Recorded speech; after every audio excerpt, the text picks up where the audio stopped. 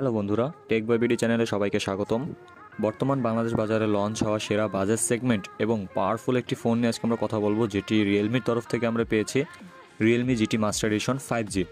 তো ফোনটিতে কি থাকছে, এর গেমিং পারফরমেন্স কেমন হতে চলেছে এবং আদারওয়াইজ ফোনটি কি আসলে মাস্টার হতে চলেছে সব কিছু থেকে নাকি অন্য কিছু, এবং এর প্রাইস কত থাকছে বর্তমান বাজারে, সেই নিয়ে আজকে পুরো ভিডিওটিতে ডিসকাস করব।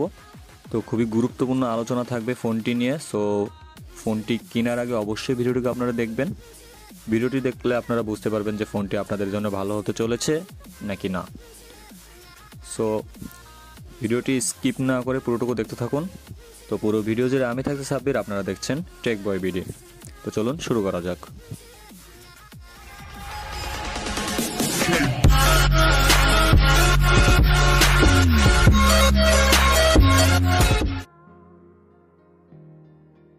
Realme GT master addition 5G ফোনটি মূলত ওপ্পো রেনো 6 প্রো এর রিব্র্যান্ডেড ভার্সন বলা যেতে পারে। এতে থাকছে ট্রিপল ক্যামেরা সেটআপ এবং বিভিন্ন সকল পোর্টস অ্যান্ড বাটনস, এবং সামনে পেয়ে যাচ্ছি আমরা একটি সাইড নচ সেলফি ক্যামেরা। তো এখানে কি পোর্টস অ্যান্ড বাটনস থাকছে সেটা নিয়ে আমরা কথা বলে নিই। এখানে থাকছে 3.5mm headphone jack, type C এর চার্জিং পোর্ট, স্পিকার হুইল সহ। লেফট সাইডে থাকছে ভলিউম লকার বাটন এবং সিম কার্ড ট্রে, এবং রাইট সাইডে থাকছে পাওয়ার অন অফ বাটনস, এবং উপরে থাকছে নয়েজ ক্যান্সেলেশন মাইক্রোফোন। তো ফোনটিতে ডিসপ্লে হিসেবে স্যামসাংয়ের একটি ডিসপ্লে ব্যবহার করা হয়েছে, যা 6.43 ইঞ্চিসের সুপার অ্যামোলেড ডিসপ্লে, এবং ডিসপ্লেটি থাকছে 120 হার্জের হাই রিফ্রেশমেন্ট, যার স্ক্রিন টু বডি রেশিও 85.3%, যার রেজুলেশন থাকছে 1080x2040 পিক্সেলস। ফোনটিতে ব্যবহার করা হয়েছে স্ন্যাপড্রাগনের 7 সিরিজের একটি নিউ এবং লেটেস্ট প্রসেসর, যেটা হচ্ছে স্ন্যাপড্রাগন 778G 6nm। 7 সিরিজের এই চিপসেটটি এই প্রথমেই রিয়েলমি জিটি মাস্টার এডিশন 5Gতে ব্যবহার করা হয়েছে, যার সিপিইউ হিসেবে ব্যবহার করা হয়েছে অক্টাকোর এবং জিপিইউ হিসেবে ব্যবহার করা হয়েছে অ্যাড্রিনো 642L। ফোনের অ্যান্ড্রয়েড ভার্সন থাকছে 11 এবং রিয়েলমি ইউআই ভার্সন থাকছে 2.0। তো কথা বলা যাক এখন ফোনের একটি হতাশাজনক বিষয় নিয়ে, এবং সেটি হচ্ছে ব্যাটারি। কেননা ব্যাটারি তেমন পাওয়ারফুল ইউজ করা হয়নি। 7 সিরিজের নতুন স্ন্যাপড্রাগন প্রসেসর 778G, এই প্রসেসরের সাথে আপনারা খুব ভালো একটি পারফরমেন্স পেয়ে যাবেন ফোন থেকে। গেমিংয়ের দিক হোক, অন্যান্য অ্যাপস ওপেনের দিকে হোক, সব দিকে আপনারা একটা ভালো পারফরমেন্স পাওয়া যাবেন। বাট তাকে ব্যাকআপ দেওয়ার মতো তেমন ব্যাটারি এখানে ব্যবহার করা হয়নি।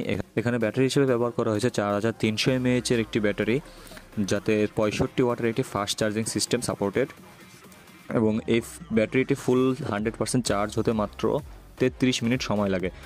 এতে একটি ব্যাকআপ পাওয়া যাবে, যেমন আপনার ফোনটি খুব দ্রুত চার্জ নিবে, বাট আবার খুব দ্রুতই আবার চার্জ করে দিবে।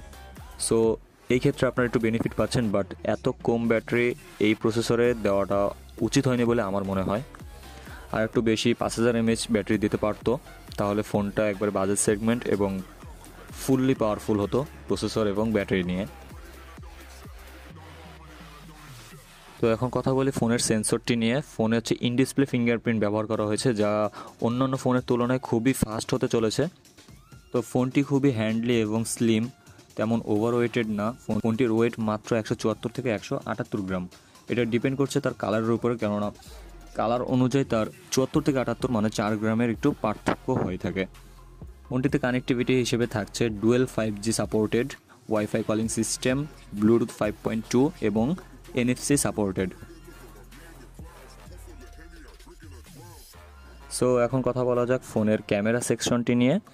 সো ফোনটির পিছনে আমরা দেখতে পারবো একটি ট্রিপল ক্যামেরা সেটআপ, যার primary camera wide angle camera হচ্ছে 64 মেগাপিক্সেলের, আল্ট্রা ওয়াইড অ্যাঙ্গেল 8 মেগাপিক্সেল এবং ম্যাক্রো ক্যামেরা 2 মেগাপিক্সেলের, যার মাধ্যমে আমরা 4K 30fps এবং 60fps এর ভিডিও শ্যুট করতে পারবো, এবং 1080p এর 60, 30 অ্যান্ড 24fps এর ভিডিও আমরা শ্যুট করতে পারবো। এবং সেকেন্ডারি ক্যামেরা হিসেবে থাকছে 32 মেগাপিক্সেলের একটি সেলফি ক্যামেরা, যাতে আমরা 1080p 30fps এর ভিডিও শ্যুট করতে পারবো। এবং ক্যামেরার সাথে থাকছে এলইডি ফ্ল্যাশ, এইচডিআর এবং প্যানোরামা মোড। তো এখন কথা বলা যাক ফোনটির পারফরমেন্স নিয়ে। ফোনটিতে 7 সিরিজের নিউ একটি প্রসেসর 778G 6 ন্যানোমিটার প্রসেসর ব্যবহার করা হয়েছে, যার ফলে আমরা খুবই ভালো একটি গেমিং পারফরমেন্স পেয়ে যাব। বর্তমানে যে সকল পাওয়ারফুল গেমগুলো আছে যেমন PUBG, free fire, call of duty সহ বিভিন্ন গেম, সেগুলো আমরা সহজে খেলতে পারবো এই প্রসেসরের মাধ্যমে এই ফোনটিতে। সাথে থাকছে 120 হার্জের ডিসপ্লে, যাতে আমরা খুবই একটা স্মুথি ফিল পাবো, এবং অ্যামোলেড ডিসপ্লে থাকার কারণে আমরা খুবই একটি কালারও দেখতে পারবো। এছাড়া ব্যাটারির মাধ্যমে আমরা খুব ভালো একটি ব্যাকআপও পেয়ে যাব। আর যেহেতু ব্যাটারিটা 100% চার্জ হতে মাত্র 33 মিনিট সময় নিচ্ছে, সেহেতু আমরা খুব তাড়াতাড়ি আবার চার্জ করে আবার পুনরায় গেম খেলতে পারবো বা অন্য যে কোনো কাজ করতে পারবো। সো ফোনটি ওভারঅল খুব ভালো একটি পারফরমেন্সই দিবে। তো এবার আসি আমরা এর প্রাইস নিয়ে। তো ফোনটি আমরা বাংলাদেশের বাজারে দুটি ভেরিয়েন্টে পেয়ে যাব, একটি হচ্ছে 8/128GB এবং 8/256GB। সো বাংলাদেশের বাজারে এর প্রাইস থাকছে কীরকম? সো বাংলাদেশের বাজারে 8/128GBর প্রাইস থাকছে 35,000 টাকা এবং 8/256GBর প্রাইস থাকছে 40,000 টাকা। তো এই বাজেটে খুবই ভালো এবং পাওয়ারফুল ফোন আমরা পেয়ে যাচ্ছি রিয়েলমির তরফ থেকে। সো এরকম মোবাইল রিভিউ রিলেটেড আরও ভিডিও দেখার জন্য চ্যানেলটি অবশ্যই সাবস্ক্রাইব করে রাখবেন, এবং ভিডিওটি যদি ভালো লেগে থাকে তাহলে অবশ্যই একটি লাইক করে দিয়ে যাবেন, এবং ফোনটি আপনাদের কাছে কেমন লেগেছে এই বাজেট অনুযায়ী তা অবশ্যই আমাকে কমেন্ট করে জানাবেন। সো ভিডিওটি দেখার জন্য ধন্যবাদ। আল্লাহ হাফেজ।